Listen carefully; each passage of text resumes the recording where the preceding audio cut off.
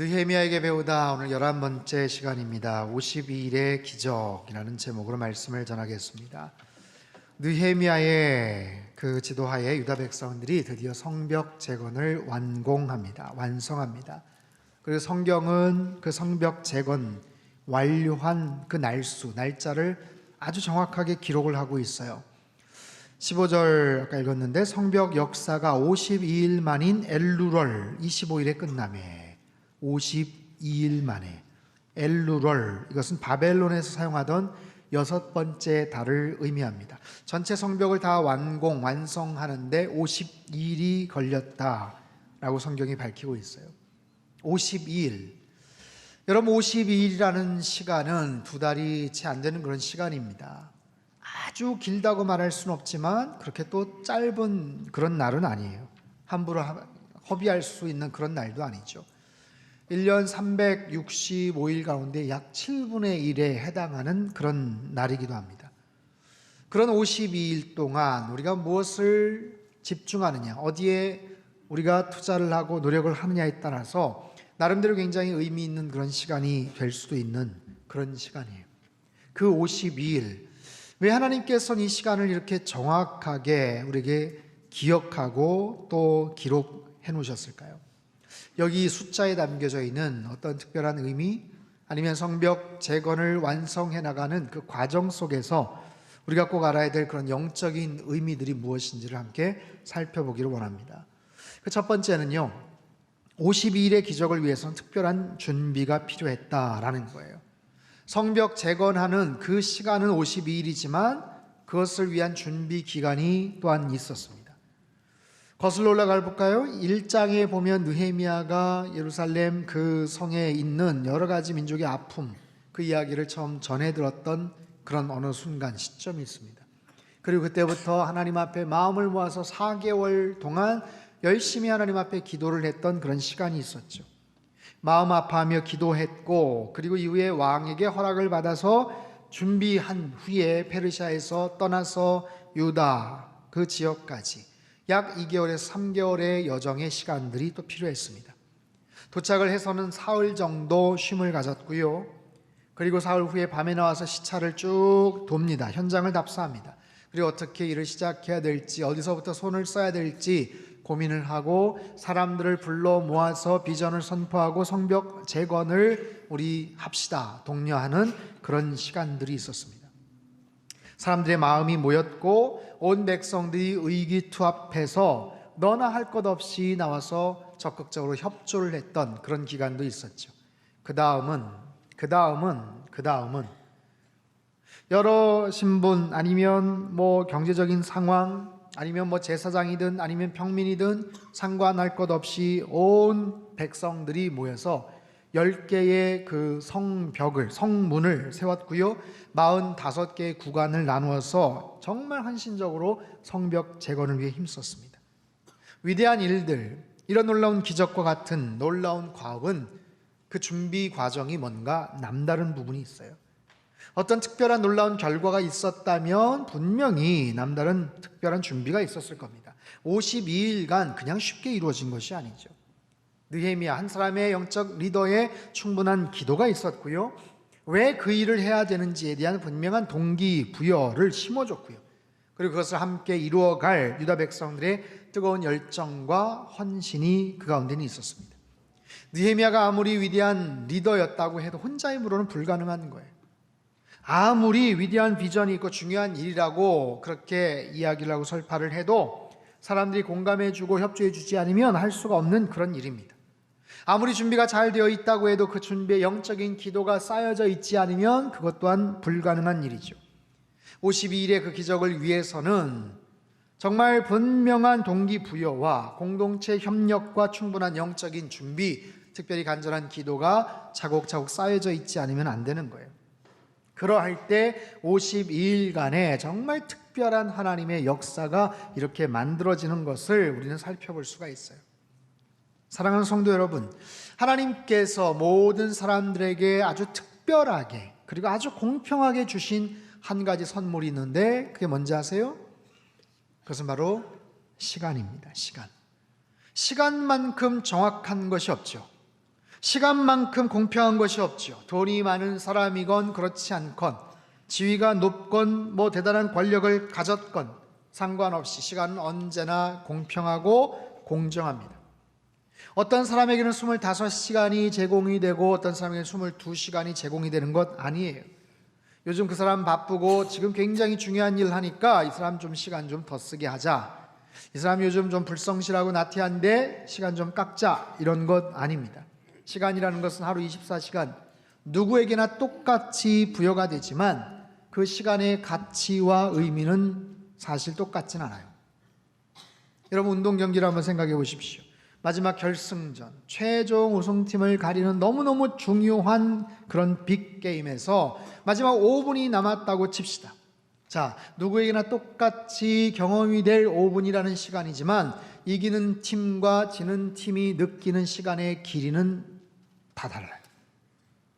왜 이렇게 시간이 기냐, 왜 이렇게 시간이 안 가냐 이렇게 느끼는 팀이 있는가 하면 아이고 왜 이렇게 시간이 빨리 가는 거야 라고 느끼는 팀이 있을 겁니다. 지느냐 이기느냐에 따라서 그 시간에 대한 그 속도는 분명히 다르게 경험이 됩니다. 사람에게 가장 중요한 재산은 바로 시간이에요. 시간. 흔히들 시간은 금이다, 시간은 황금과 같다. 틀린 이야기입니다. 시간은 그거보다 훨씬 더 중요합니다. 황금이 아니라 생명입니다. 시간을 금으로 환산을 할 수 있다면 금을 가지면 살 수 있겠네요? 그렇지 않잖아요. 시간은 그 어떤 것을 가지고도 살 수 없어요. 양도할 수 없어요. 구매할 수가 없는 거예요. 이처럼 생명과도 같은 그 시간을 허비하지 않고 시간을 통해서 하나님의 기적을 만들어 간다라는 것, 이것은 정말로 놀라운 일이 아닐 수가 없어요. 52일 동안 놀라운 하나님의 기적을 이루었던 것처럼 그것이 52일이든 52주든 아니면 521일이든 무엇보다도 분명한 영적 동기부여와 그것을 위한 충분한 준비, 영적인 준비, 그리고 간절하게 기도함으로 하나님이 우리에게 맡겨주신 그 시간 속에서 정말 성실하게 살아감으로 말미암아 하나님께서 우리 한 사람 한 사람을 통해서 크고 작은 영적인 기적을 만들어가는 그런 은혜가 우리에게 있게 되기를 바랍니다. 두 번째는요, 52일의 기적을 위해서는 모든 유혹과 공격을 물리쳐야 돼요. 지금까지 성벽 재건을 지독하게도 방해했던 사람들이 있었습니다. 여러분 그 이름 다 기억을 하시겠죠? 산발랏, 도비야, 아라비아 사람 게셈, 아니면 그 지역에 있는 블레셋에 흩어진 사람들, 틈나는 대로 유다 백성을 조롱했고 손가락질하고 그것을 마지막까지 완성시키지 못하도록 방해를 했어요. 지난주 우리가 살펴봤죠. 안 되니까 나중에는 리더였던 느헤미야에게 직접적인 공격을 하고 유혹을 합니다. 지난주 설교 제목 기억하십니까? 무엇이 나를 두렵게 하는가?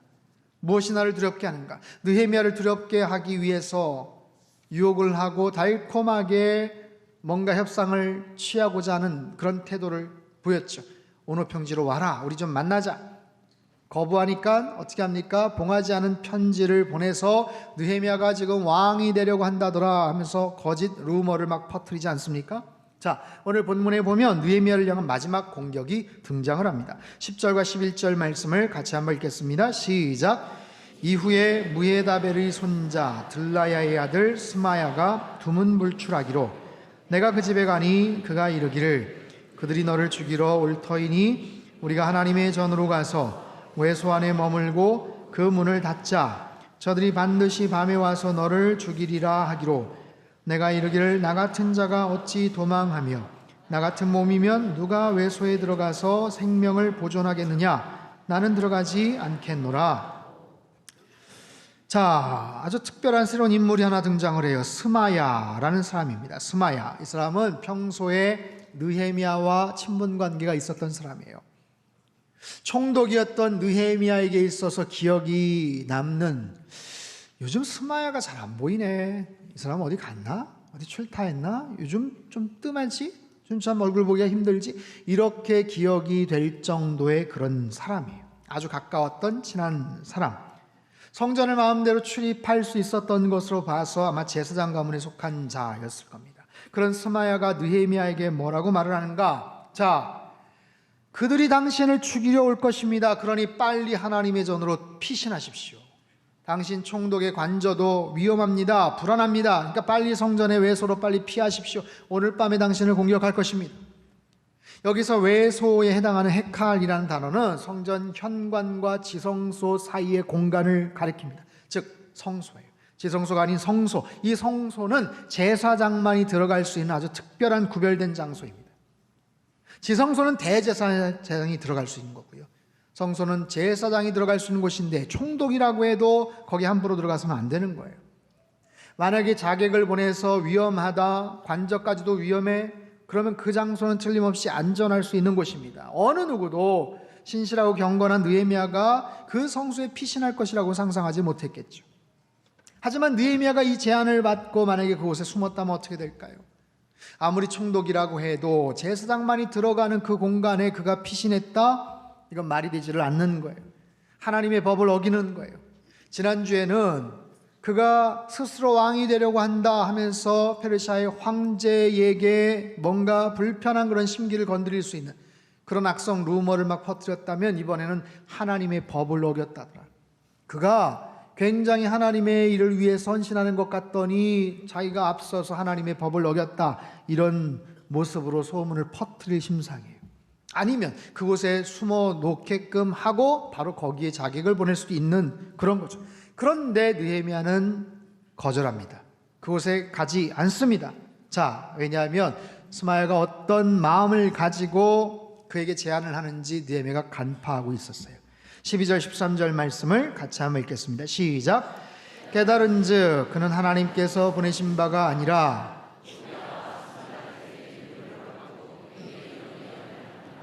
그들이 뇌물을 준 까닭은 나를 두렵게 하고 이렇게 함으로 범죄하게 하고 악한 말을 지어 나를 비방하려 함이었느니라. 자, 그가 이런 말을 한 이유가 뭐예요? 뇌물을 받고 이랬다. 적들은 스마에게 뇌물을 제공을 합니다. 그래서 느헤미야를 곤경에 빠뜨리게끔 하고 있어요. 자, 이 일의 주관자는 아마도 도비야일 것입니다. 왜냐하면 12절과 14절에 도비야의 이름이 먼저 소개가 돼요. 지금까지 항상 느헤미야를 괴롭히고 대적했던 인물들은 산발락과 도비야로 그렇게 소개가 항상 됐어요.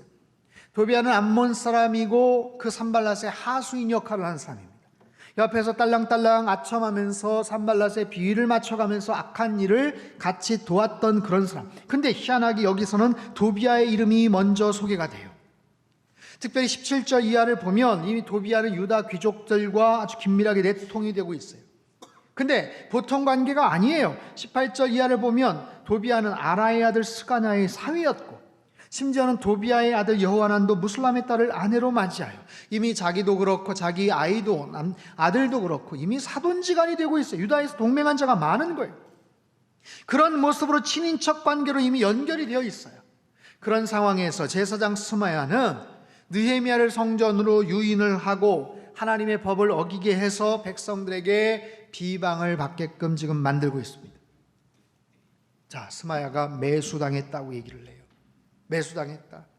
돈으로 그가 마음을 바꿨다. 여러분 생각해 보십시오. 스마야가 도대체 얼마의 돈을 받았길래 그런 행동을 할까요? 도대체 얼마의 돈을 받았을까요? 도저히 거부할 수 없을 만큼의 어마어마한 그런 돈이 아니었겠어요? 스마야는 제사장입니다. 상대방은 유다 지역의 총독이에요. 더군다나 서로 잘 아는 관계입니다. 지금까지 성벽 재건을 하는 데 있어서 음으로 양으로 서로 대화도 나눴고 아마 협조도 해왔을 그런 사람. 느헤미야가 어떤 마음에서 이곳에 왔고 어떻게 시작을 했고 그 성벽 재건에 대한 하나님의 꿈과 비전이 무엇인지를 옆에서 잘 봐왔던 사람.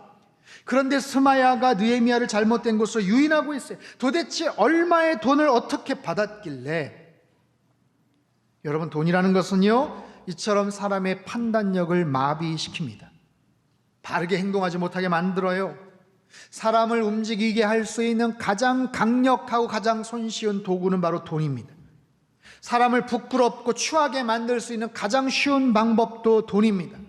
지난주 설교 제목, 무엇이 나를 두렵게 하는가? 이렇게 응용해서 설교 제목을 잡을 수도 있어요. 무엇이 나를 움직이게 하는가? 무엇이 나를 움직이게 하는가? 여러분 무엇 때문에 여러분은 움직이십니까? 어떤 이유 때문에 움직이십니까? 돈 때문입니까? 아니면 하나님의 비전 때문입니까? 여러분은 누구의 말을 주로 듣고 움직이십니까? 하나님의 말씀을 듣고 움직이십니까? 아니면 나랑 친하기 때문에, 그냥 학교 선후배이기 때문에, 내 고향 사람이기 때문에 움직이십니까? 스마야는 돈 때문에 움직였어요. 유다의 귀족들은 가족이라는 이름, 친인척이라는 이름으로 움직였습니다. 그들은 바로 곁에서 생생한 하나님의 꿈과 비전을 바라보는 게 아니고, 하나님이 행하시는 역사들을 바라보는 게 아니고 돈을 보고 움직였고, 우리가 남이가 혈연 지연으로 움직였던 거예요. 바라기는 여러분의 삶 속에서 어떠한 경우도 그런 이유 때문에 움직이지 않게 되기를 바랍니다.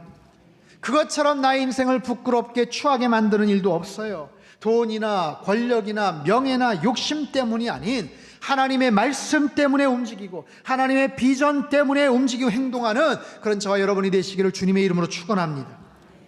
아무리 힘들다고 해도, 아무리 어렵고 중간에 포기해버릴까 싶은 일이라고 해도 그것이 정말로 하나님이 기뻐하시는 일이라면, 힘들고 불가능해 보이지만 그것이 정말 하나님이 원하시는 일이라면 끝까지 모든 어려움과 난관을 뚫고 나아가는 그런 믿음의 사람들 다 되시기를 주님의 이름으로 축복합니다.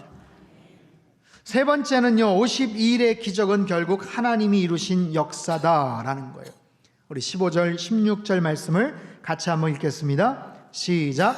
성벽 역사가 52일 만인 엘루월 25일에 끝나매 우리의 모든 대적과 주위에 있는 이방 족속들이 이를 듣고 다 두려워하여 크게 낙담하였으니 우리 하나님께서 이 역사를 이루신 것을 알미니라. 자, 결국 성벽 재건은 완성이 되었습니다. 그리고 그 소식을 듣고 이방 대적들이 크게 낙심했다, 크게 두려워했다. 거기서만 끝나는 게 아니에요. 이것은 하나님이 행하신 일이구나 라는 것을 깨달았다라는 거예요. 여러분, 성벽 재건하는 일은 과거 140여 년 동안 누구도 하지 못했던 정말 난공불락의 그런 일이었어요. 그동안 성전은 있었지만 울타리가 없었어요. 성전은 있었지만 대문이 없었어요. 성벽이 없었어요. 그래서 늘 불안했고 사람들에게 무시와 조롱을 당하면서 살아왔습니다. 그런데 그 놀라운 일을 2달도 채 안 되는 그런 시점, 그 기간 동안 이루게 된 거예요. 52일의 기적. 오늘 제목을 그렇게 잡았습니다. 52일의 기적. 여기에는 유다 백성들의 정말 열정적인 헌신과 하나님의 특별한 도우심이 있었어요. 잘 생각해 보세요. 그들의 열정적인 노력이 있었고 하나님의 특별한 섭리와 도우심이 있었습니다. 이 두 가지가 합쳐질 때 우리는 그것을 하나님이 행하셨다, 하나님의 기적이다라고 말할 수가 있는 거예요. 만약에 그냥 그들만의 노력이다, 그들만의 헌신이다, 그들만의 수고다 라고 하면 하나님이 행하셨다라고 굳이 말할 필요가 없어요. 자기네들 실력으로 노력을 한 거예요. 반대로 이들은 가만히 있고 팔짱 끼고 있고 그냥 하나님께서만 하셨다, 성경에 보면 그런 일도 분명히 있지만 하나님은 되게 하나님의 사람들, 하나님을 의지하는 믿음의 사람들과 같이 일을 하시거든요. 자, 만약에 그들은 가만히 있고 하나님만 하셨다라고 하면, 하나님께서 이루셨다고 하면 굳이 기적이라고 말할 이유도 없어요. 52일까지 걸릴 이유도 없습니다. 하나님만이 하시면 단 52시간에도 얼마든지 가능한 일이거든요. 그렇기 때문에 이것이 하나님이 행하신 일, 하나님의 기적이라고 말할 때는 정말 그 성도들의 열심과 헌신적인 그 노력 플러스 하나님의 섭리와 도우심이 같이 결합이 되는 거예요. 그런 의미에서 하나님께서 말씀을 하시는 거예요. 놀라운 일들을 행하셨다, 그리고 하나님께서 행하신 일이다. 여러분, 기적은 그냥 이루어지지 않습니다. 하나님의 특별한 도우심이 필요합니다. 기적은 그냥 이루어지지 않습니다. 하나님의 사람들의 그 믿음의 반응이 거기에 분명히 담겨져 있어요. 그것을 통해서 52일 동안 기적, 여러분 꼭 52일만이겠어요? 52일이니까 기적이고 한 60일이면 기적이 아닐까요? 그렇지 않아요. 52일에 특별한 의미가 있고 성벽 재건하는 놀라운 일들, 이것은 구약 성경의 느헤미야서에만 나오는 정말 그런 특별한 어떤 아주 전무후무한 특별한 그런 사건만이 아니에요. 우리의 삶 속에서도 그런 특별한 시간들이 있죠. 52일이 아니라 단 5일이라도 그런 특별한 의미가 있는 시간들이 있죠. 하나님이 지켜주시고 하나님이 함께 하시는 그런 특별한 시간들이 있죠. 지난 일주일 동안 여러분 나름대로 열심히 살아왔던 그런 시간들이 있잖아요.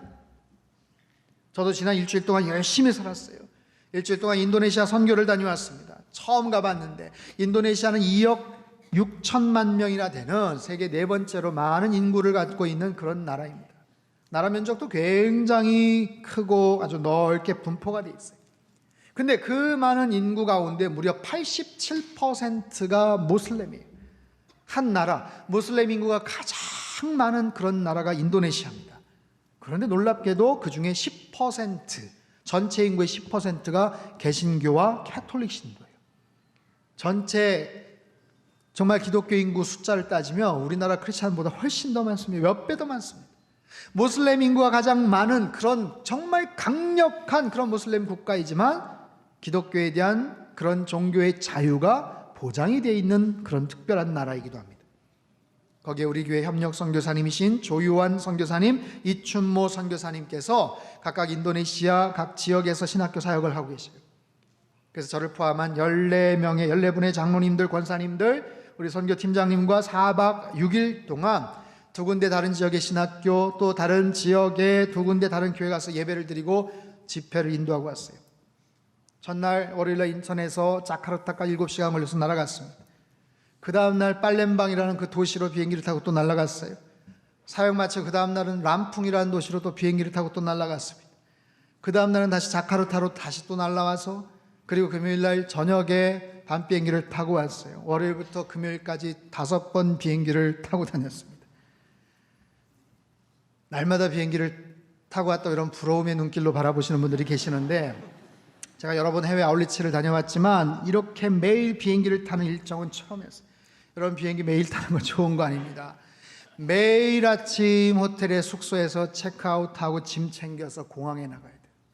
그리고 줄 서서 짐 다 붙이고 기다렸다가 비행기 타고 날아가서 다시 내리면 또 짐 찾고 그리고 기다리는 버스에 또 몸을 싣고 숙소까지 또 가야 되고 사역 마치고 또 하루 자고 그 다음날 또 다시 공항으로 가고 매일매일 짐 찾고 짐 풀고 공항 가서 검색대 통과하고 얼마나 힘들었는지 몰라요.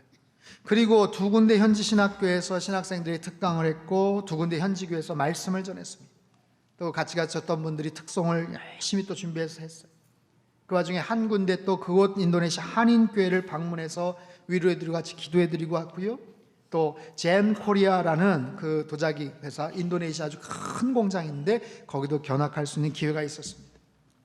더운 날씨와 복잡한 교통 체증 속에서 아주 꽉 잡힌 그런 스케줄이었지만 팀원들 모두 건강했고 아주 성령 충만했어요. 무엇보다도 인도네시아 땅을 향하신 하나님의 비전을 가슴에 품고 들어왔어요. 저희 선교팀은 이제야 처음으로 인도네시아라는 곳에 발을 디뎠지만, 땅을 밟았지만 이미 20년, 30년 전에 하나님 주신 꿈과 비전을 가지고 그 땅을 밟으신 선교사님들이 계셨어요. 그곳에 가서 현지인 교회를 세우고 복음을 전하고 땅을 구입해서 신학교 사역을 하고 그곳에 젊은 청년들, 젊은 신학생들, 전도사들을 훈련시켜서 현지인들을 훈련시켜서 다른 인도네시아의 오지, 시골, 다른 지역으로 재파송을 하는 너무나도 귀한 일들을 하셔요. 하나님께서 도와주시지 않으면 할 수 없는 그런 일들이, 때로는 재정난으로 너무나도 어려워서 당장이라도 신학교 문을 닫고 학생 수급을 할 수 없는 그런 상황도 있었지만 이야기를 들어보니까 그때마다 하나님께서 기가 막힌 방법으로 그 신학교를 계속해서 운영케 하셨어요. 때로는 한 학생 한 달 수업료, 그곳에 생활하는 그 비용이 우리나라 돈은 한 10만 원 정도. 그래서 장학금을 제공하는데 그 돈이 없어서 더 많은 신학생들, 전도사들을 받을 수 없었다는 선교사님들의 말에 제가 눈물로 같이 기도를 해드리고 왔어요. 사랑하는 성도 여러분, 하나님은 우리들을 사랑하시죠. 하나님은 저와 여러분을 사랑하시는 줄 믿습니다. 하지만 하나님의 관심은 우리에게만 있는 것 아니에요.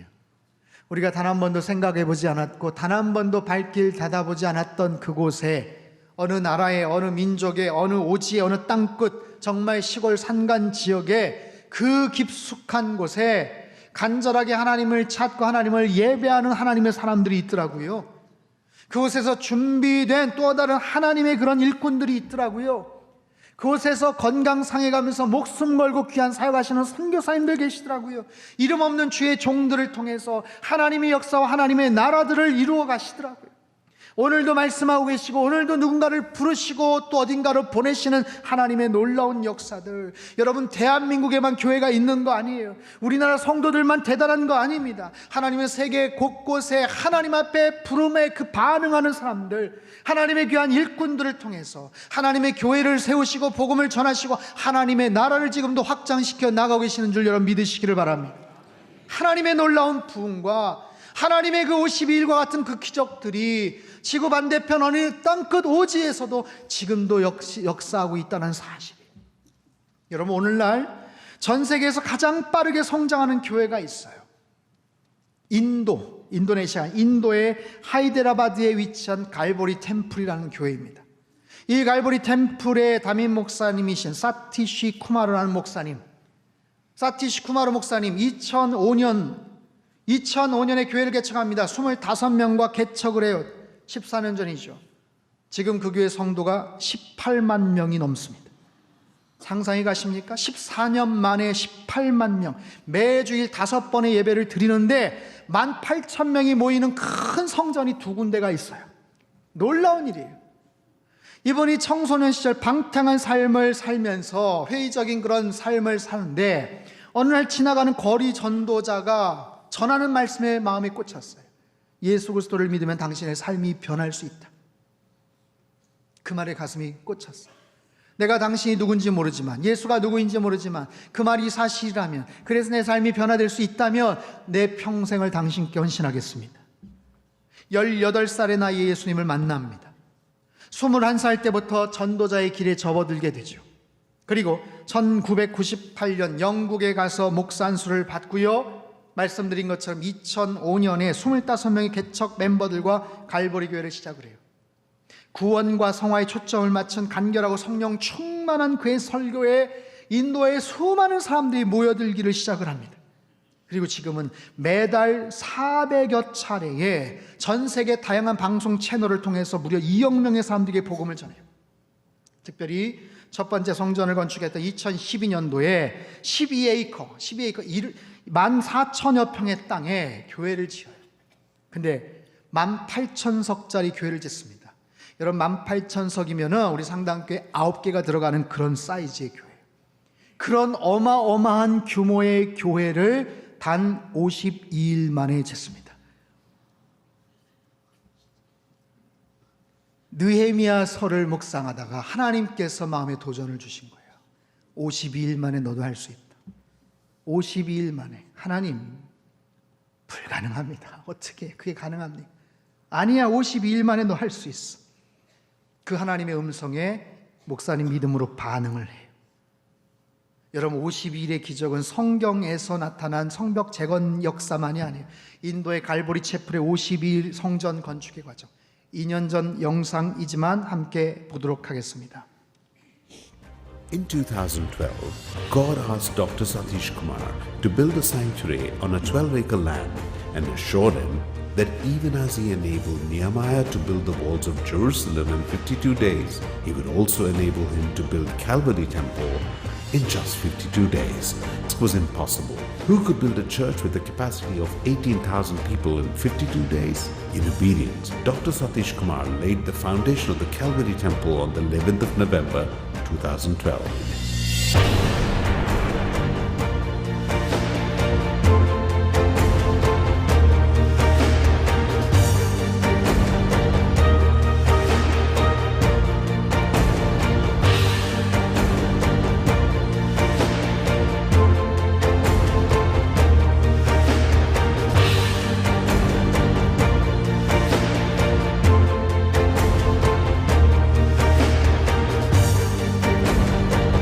By God's awesome power, for the first time in world history, a completely air-conditioned and acoustically treated sanctuary, which can seat 18,000 people at a time, was completed in exactly 52 days.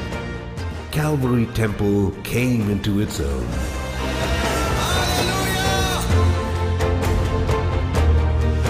In a short span of 12 years, the church has grown dramatically, totaling 160,000 members, congregating in one campus each week, making Calvary Temple the largest church in the world.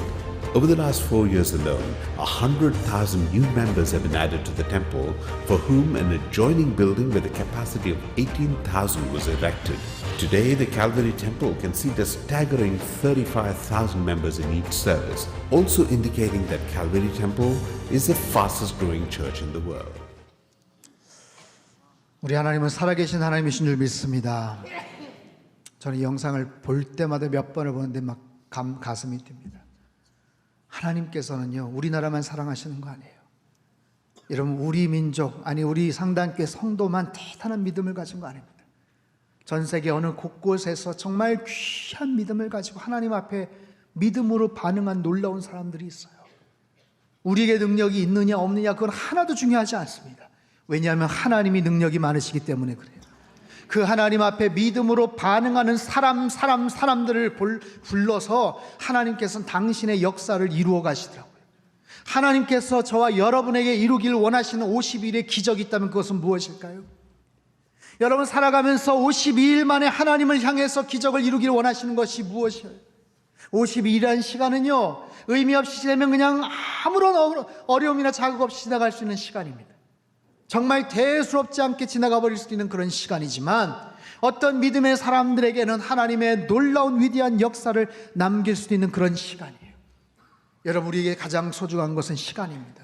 하나님께서 우리에게 주신 시간들, 지금까지 열심히 성실하게 살아오셨겠지만 앞으로의 남은 시간들을 그렇게 영적인 의미가 있는, 특별한 의미가 있는 52일의 그런 시간들, 아니 굳이 50일이 아니어도 좋아요. 52주간이라도 좋고 520일이어도 좋습니다. 중요한 것은 하나님 앞에 나의 믿음을 드리고 능력이 많으신 그 하나님 앞에 나의 믿음을 온전하게 드리며 반응하는 그런 사람들을 통해서 하나님은 지금도 52일의 놀라운 기적을 이루고 행하실 줄로 믿습니다. 저는 그런 일에 우리 상당교회가 쓰임받기를 원합니다. 그런 일에 저와 여러분의 삶이, 앞으로 남은 인생이 하나님 앞에 온전하게 헌신되고 쓰임받기를 축원합니다. 그런 모습으로 하나님 앞에 열정적으로 살아가서 이 모든 것은 결국에 하나님이 행하셨습니다. 하나님이 이루셨습니다. 나를 통해서, 우리 교회를 통해서 하나님이 행하신 놀라운 일입니다 라고 간증할 수 있는 그런 아름답고 복된 인생으로 살아가시기를 주님의 이름으로 축원합니다. 기도하겠습니다. 하나님 아버지, 시간의 주인 되신 하나님께서 우리 각자에게 하루 24시간 1년 365일을 주셨습니다. 하지만 우리가 조금만 의식하지 않으면 정말 아무것도 아닌 대수롭지 않게 지나가 버릴 수 있는 52일입니다. 하지만 어떤 믿음의 사람들은 그 52일 동안 위대한 하나님의 역사를 이루기도 합니다. 우리에게 능력이 많고 적고는 하나도 중요하지 않습니다. 살아계신 하나님께서 능력이 많으시기 때문에 그 하나님 앞에 믿음으로 반응하는 자들을 통해서 오늘도 하나님 52일의 놀라운 기적을 이루어 가실 줄로 믿습니다. 바라기는 우리가 그렇게 쓰임받는 사람들 되게 하여 주시옵소서. 남은 인생의 시간도 하나님 앞에 내어드립니다. 의미 있는 인생 되게 도와주시고 하나님 가치 있는 인생 되게 도와주시옵소서. 하나님 아버지, 하나님은 우리만 사랑하는 것 아닙니다. 우리만 대단한 믿음을 가진 것 아닙니다. 하나님, 전 세계 곳곳에 어느 민족 산간오지에서 기가 막힌 방법으로 하나님 앞에 반응하며 믿음의 고백을 드리고 있는 하나님의 백성들, 하나님의 사람들을 통해서 주님은 당신의 뜻을 지금도 이루고 계십니다. 주님, 우리도 그렇게 주님 앞에 쓰임받는 인생 되게 주님 역사하여 주시옵소서. 우리의 믿음과 우리 시각이 얼마나 편협한지 모릅니다. 더 큰 믿음의 시선을 갖게 도와주시고 하나님의 뜻을 온전하게 성취해드리는, 그래서 하나님께서 행하셨습니다, 이루셨습니다 라고 말할 수 있는 우리의 평생이 되게 하시고 우리 상담교회 되게 축복하여 주옵소서. 존귀하신 예수님의 이름으로 기도합나이다.